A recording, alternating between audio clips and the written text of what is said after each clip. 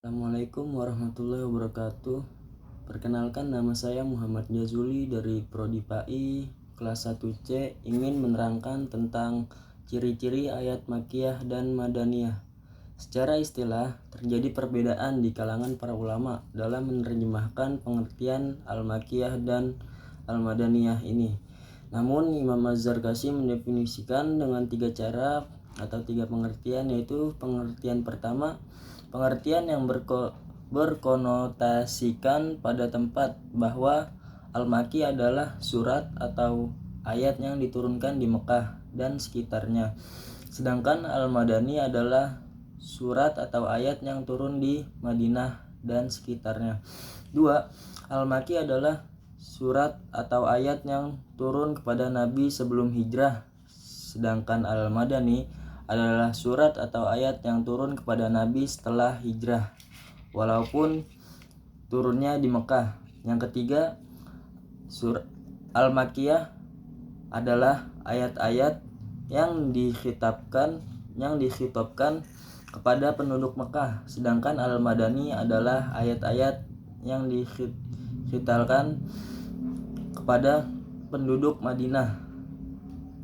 Karakteristik atau ciri-ciri ayat Makkiyah dan Madaniyah: ayat-ayat yang turun di Mekah sebelum hijrah, yaitu di Makkiyah, dan yang turun di Madinah, ayat-ayat yang turun di Mekah sebelum hijrahnya Nabi, yaitu di Makkiyah, disebut ayat Makkiyah, dan yang turun di Madinah sesudah hijrah disebut Madaniyah. Mempunyai konteks yang berbeda. Masyarakat Mekah adalah masyarakat yang menolak risalah Rasulullah, sedangkan masyarakat Madinah adalah masyarakat yang menerima ajaran beliau. Oleh karena itu, beda kelompok ayat tersebut mempunyai beberapa perbedaan dan ciri khusus. Perbedaan dan ciri-ciri ayat mempunyai ciri-ciri yang khusus, yaitu sebagai berikut. 1. Ayat dan surat Makkiyah pada umumnya pendek, sedangkan ayat dan surat Madaniyah umumnya panjang. 2. Ayat dan surat Makkiyah pada umumnya dimulai dengan Ya ayyuhan nas, sedangkan ayat dan surat Madaniyah dimulai dengan Ya ayyuhalladzina amanu.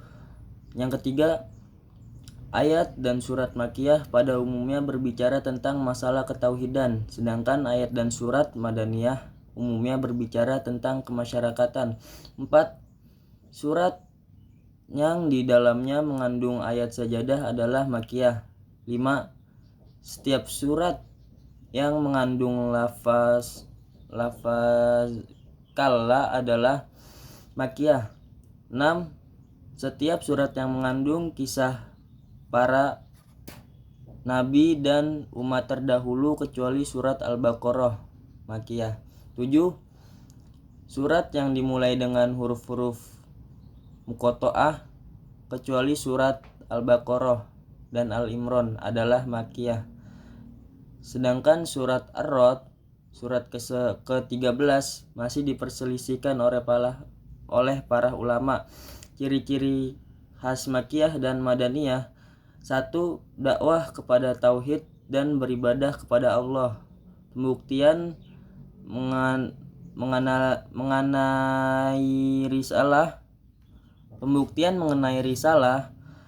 kebangkitan dan hari pembalasan, hari kiamat, kedahsyatan neraka dan siksanya, surga dan nikmatnya, argumentasi terhadap orang musyrik dengan menggunakan bukti rasional dan ayat-ayat kauniyah.